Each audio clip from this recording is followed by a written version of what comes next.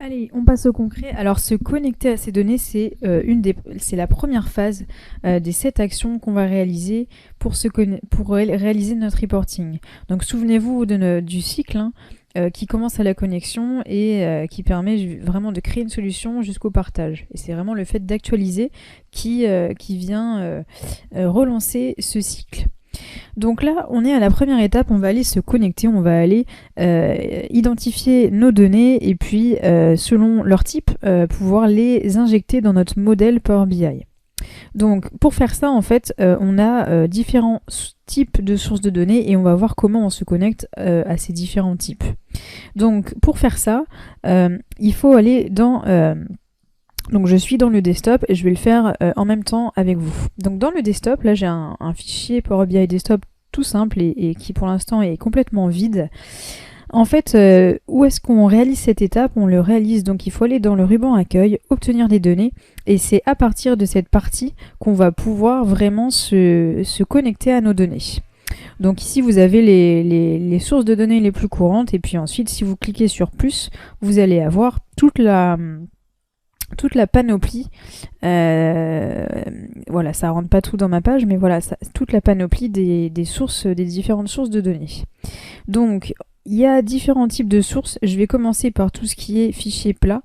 Comme ça, parce que l'exemple que j'ai pris, souvenez-vous, hein, j'ai un fichier Excel qui ressemble à ça, qui a 4 onglets, et j'ai tout mis dans le même fichier pour que ce soit plus simple. Et en fait, c'est vraiment une source plate Excel toute simple, donc je vais m'appuyer sur cet exemple pour d'abord traiter les exemples de sources plates. Donc je vais fermer mon fichier parce que tout simplement, s'il est ouvert et que j'essaye de m'y connecter, je vais avoir une erreur parce que il est en cours de modification.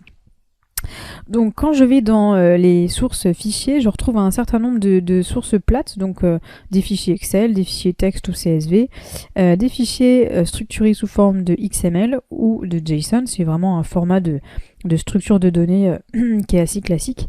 Un dossier, on peut très bien avoir plusieurs fichiers Excel qui ont la même structure, mais on a un fichier par mois par exemple pour les ventes, et on va aller se connecter à un dossier et pomper tous les fichiers de ce dossier.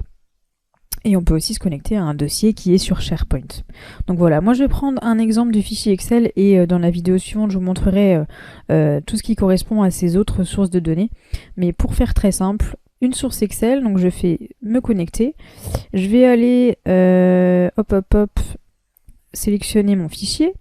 Et là, du coup, on va me proposer dans cette page ici, on va me proposer les différents onglets que comporte mon fichier. Donc si je clique dessus, j'ai un aperçu ici sur la droite et je vais pouvoir cocher comme ça. Bon, je vais cocher les 4 onglets vu que j'ai besoin des 4.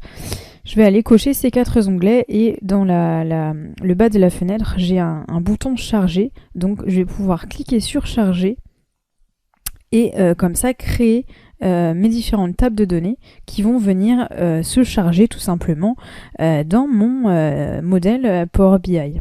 Donc ici, il y a une petite étape de chargement.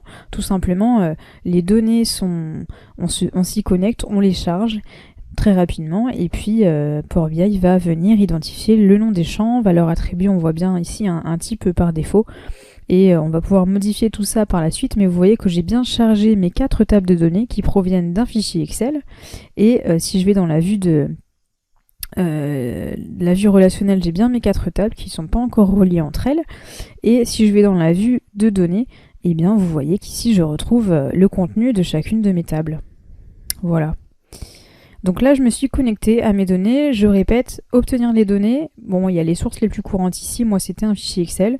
Sinon en cliquant sur plus, vous avez toutes les autres sources qui sont disponibles. Voilà, donc c'est tout simple et ça prend vraiment simplement quelques minutes.